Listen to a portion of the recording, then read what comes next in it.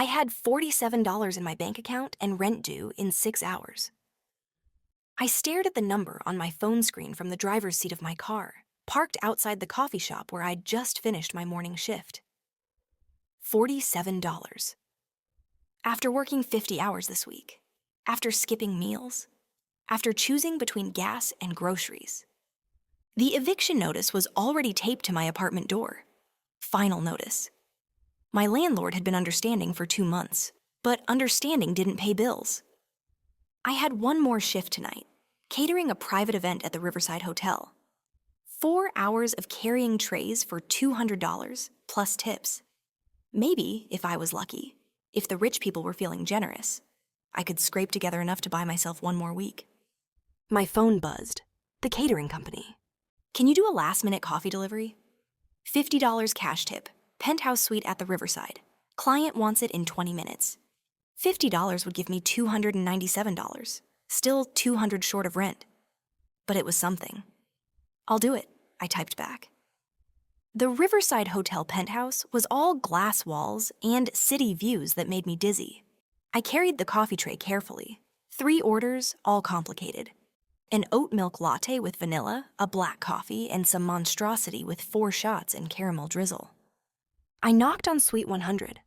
A man in his early 30s opened the door. Dark hair, sharp jaw, expensive suit, no tie. He looked like he belonged to the view behind him. Coffee delivery, I said, professional despite how exhausted I felt.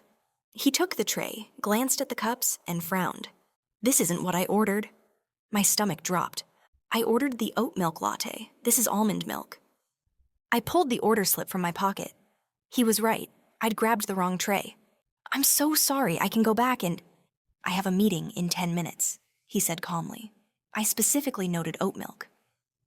Almond gives me a reaction. Tears burned behind my eyes.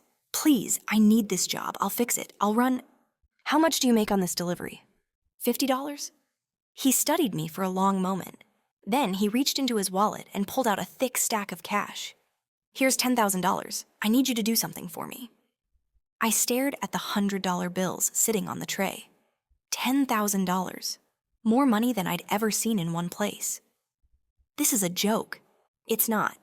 My name is Alexander Price. I run Price Industries, and I need a girlfriend for tonight. I'm not that kind of girlfriend, he said quickly. My ex-wife is getting remarried tonight. Here, at this hotel. I don't want to show up alone looking pathetic. I need someone on my arm who looks like I've moved on. You want me to pretend to be your girlfriend. For 6 hours, dinner, speeches, dancing, then we part ways. $10,000 cash. I looked at the money. Looked at him.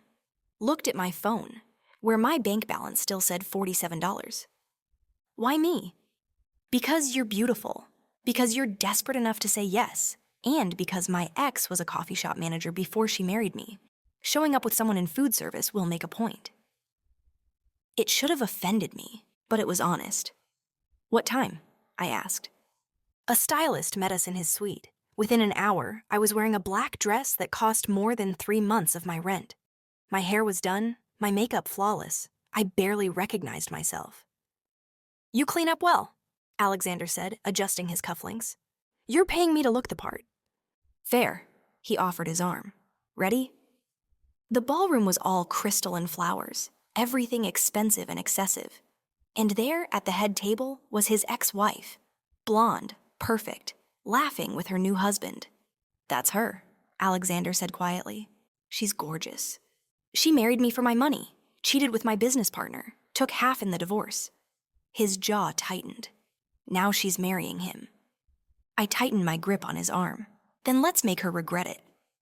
People stared at me with open curiosity. So how did you meet? Someone asked.